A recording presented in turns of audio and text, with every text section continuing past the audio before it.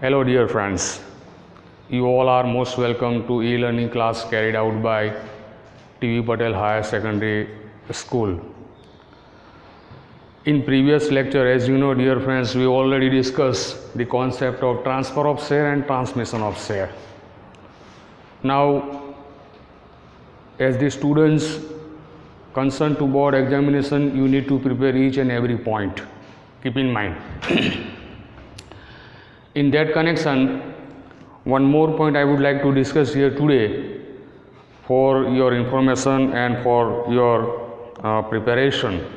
The point is transfer of share and transmission of share. What will you consider? You might have the question like that, explain the difference between transfer of share and transmission of share. तो जैसे कि मैंने आपको बताया था पहले कि अगर आप सही मायने में टाइटल को समझ गए, अगर जो वर्ड है यहाँ transfer of share and transmission, दो वर्ड ट्रांसफ़र एंड ट्रांसमिशन, अगर आपको इसको अच्छी तरह से समझ लिया है तो definitely you will be able to make the gap between two, otherwise not. तो यहाँ मैं हर वक्त आपको सलाह देता हूँ कि आप प्रिपेयर कीजिए, लेकिन समझ के साथ प्रिपरेशन कीजिए. आपको क्रेम नहीं करना है. ओके, वंस अगेन रिकॉलिंग, जैसे कि बेसिक मैटर है, transfer that is done willingly. व्यक्ति अपनी इच्छा से किसी को बेचता है, किसी को देता है, गिफ्ट के रूप में देता है, सेलिंग भी कर सकता है, इसको ट्रांसफ़र बोलते हैं. ट्रांसमिशन तो that is concerning to law here. The person is not in condition to decide to sell his or her shares. वो इन परिस्थितियों में नहीं होता. वो परिस्थिति होती है इंसॉल्वेंसी, अनसाउंड माइंड, और तीसरी कंडीशन हो सकती है डेथ. तो ये बेसिक इंफॉर्मेशन है that you need to learn here. आज जो समझना है वो डिफरेंस समझना है. मैं इस लेक्चर में आपको डिफरेंस की जानकारी दूंगा, समझाऊंगा. तो अगर कोई क्वेश्चन आता है ऐसा डिफरेंस क्या, तो you will make in answer sheet gap here. You will divide in two parts. One side you will write transfer of share, another side you will write transmission of share.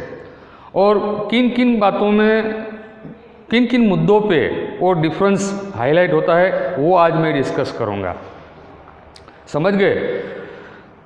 So have a pen in your hand, notebook, and take something very seriously for your preparation.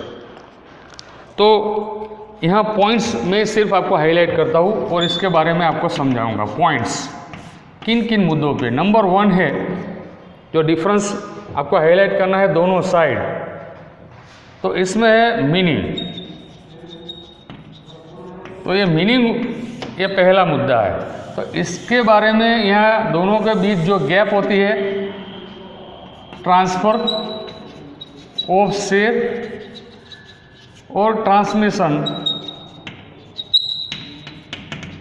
Of share, आप ये दर्शाएंगे दोनों meaning के बारे में.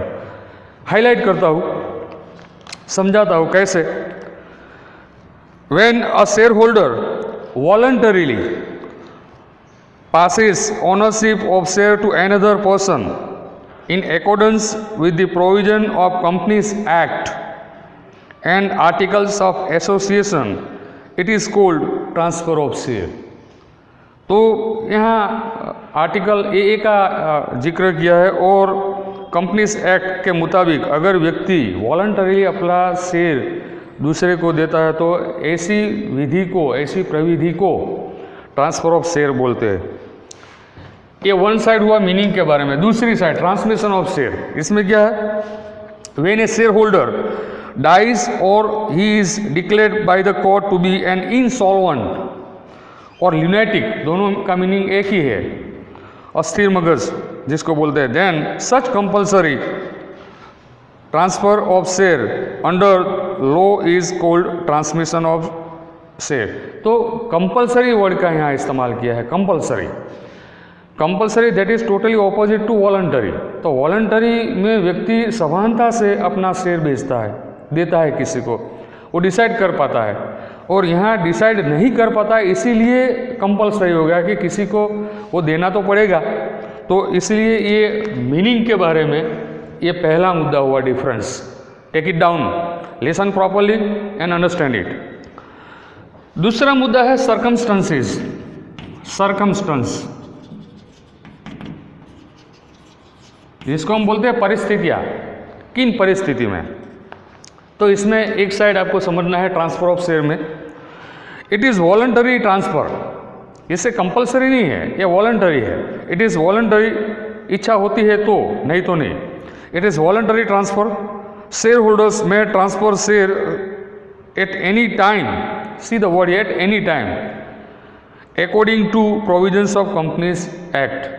इसका कोई निश्चित समय नहीं होता। आज मुझे ऐसा लगा कि आज तो बाजार डाउन है, तो आज मैं नहीं बेचूंगा, मैं कल 2-3 दिन राह देखूंगा। I will wait for 2-3 days here, if the market goes up then I will sell it. तो यहाँ व्यक्ति पूरी सभानता में कॉन्शियसली, बिल्कुल कॉन्शियस होता है, वो अपनी बुद्धि का इस्तेमाल करके वो डिसाइड करता है।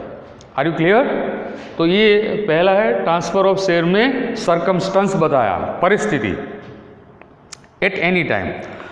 सामने थोड़ा इसका विरुद्ध ऑपोजिट होगा ट्रांसमिशन में, जैसे मैंने आपको समझाया। In case of death, insolvency और person being declared lunatic, in case of death in single person company, transmission of share takes place.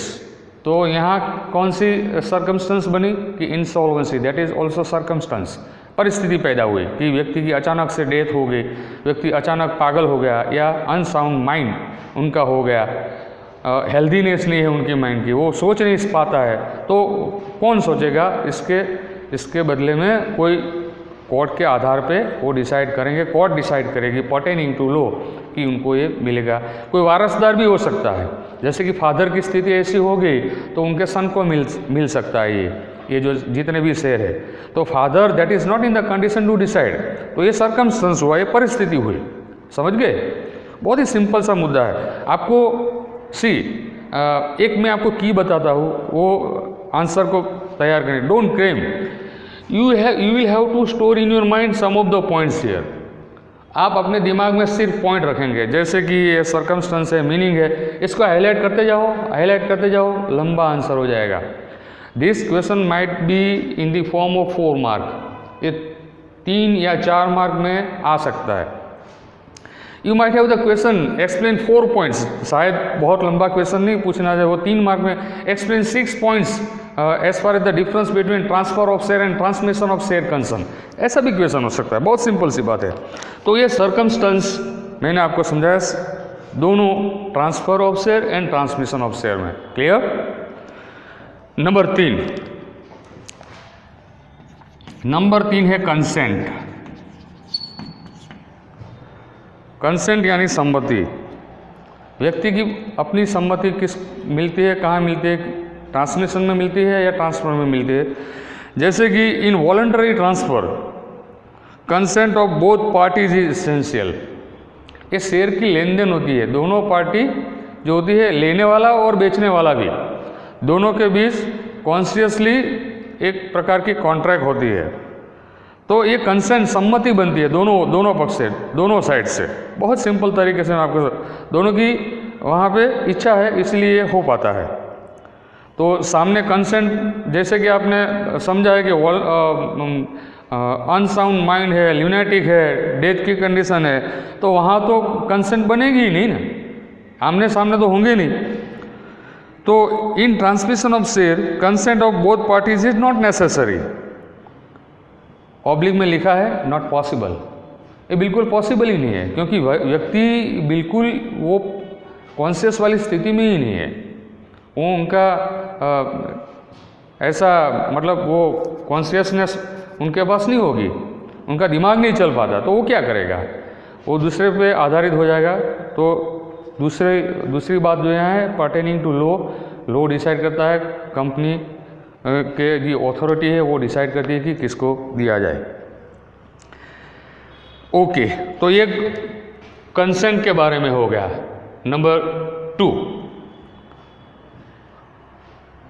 Number 3 sorry 1, 2 and 3 हमने कंप्लीट कर लिया। दोनों में भेद है, समझ लेना। हाँ, दोनों एक नहीं है।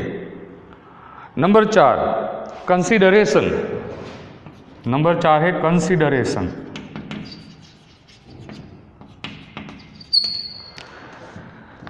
कंसीडरेशन को कैसे समझेंगे?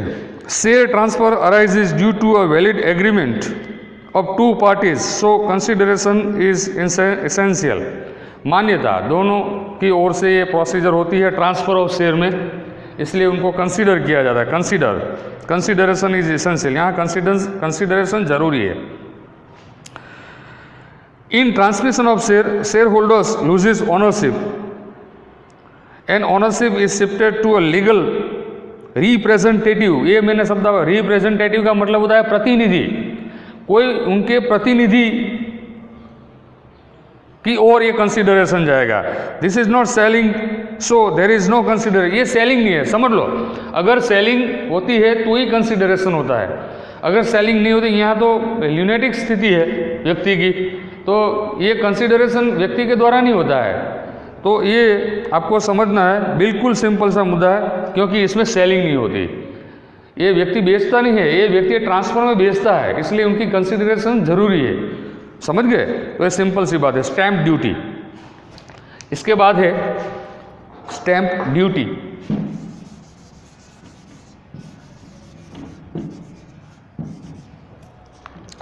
नंबर 4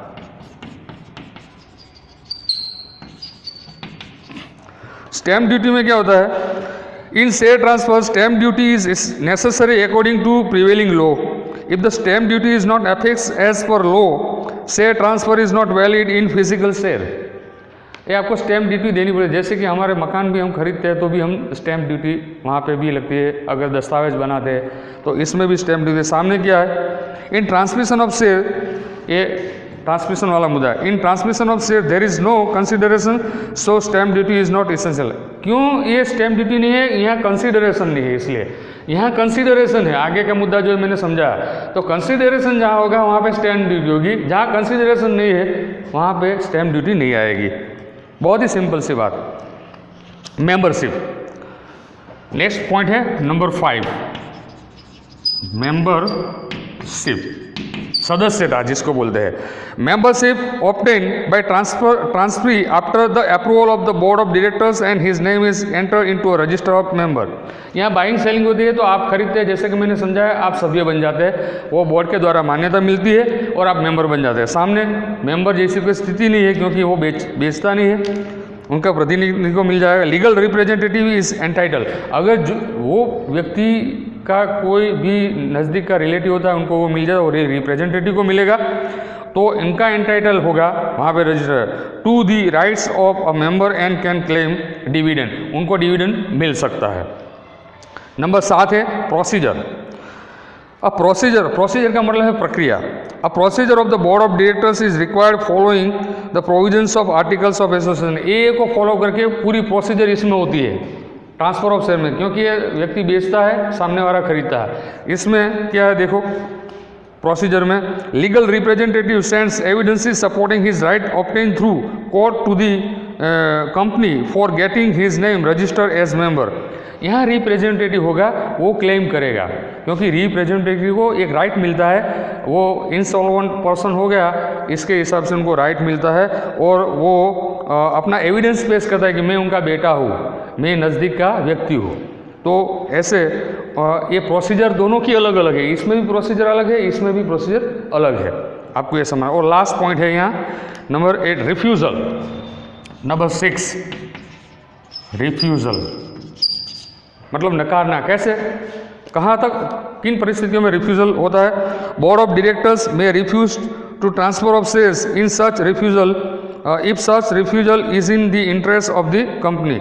यहाँ बोर्ड ऑफ डायरेक्टर है, वो रिफ्यूज़ कर सकते हैं किसी कारण के हिसाब से, इलीगली पाया गया, कोई भी फ्रॉडिंग हुई या मैटर ऐसी बनी हुई है, तो बोर्ड ऑफ डायरेक्टर्स में refuse the transfer of share. वो ट्रांसफ़र अगर कुछ पेमेंट नहीं किया है तो वो पेमेंट के हिसाब से उनका रिफ्यूज़ल हो सकता है। सामने क्या है ट्रांसमिशन में, generally the directors of the company can not refuse transmission of share, क्योंकि यहाँ व्यक्ति जो है कोई जो रिप्रेजेंटेटिव है वो अपना प्रूफ देता है तो उनका मतलब सेलिंग बाइंग नहीं होता है, तो कंपनी ट्रांसमिशन ऑफ शेयर में रिफ्यूज़ल नहीं देंगी। तो मैंने सारे कितने 8 मुद्दे आपको समझाए, जैसे कि मैंने बताया keep in mind some of the points, analyse your answer with understanding, take one by one the point and complete your answer. Next time we will discuss another point. Thank you very much.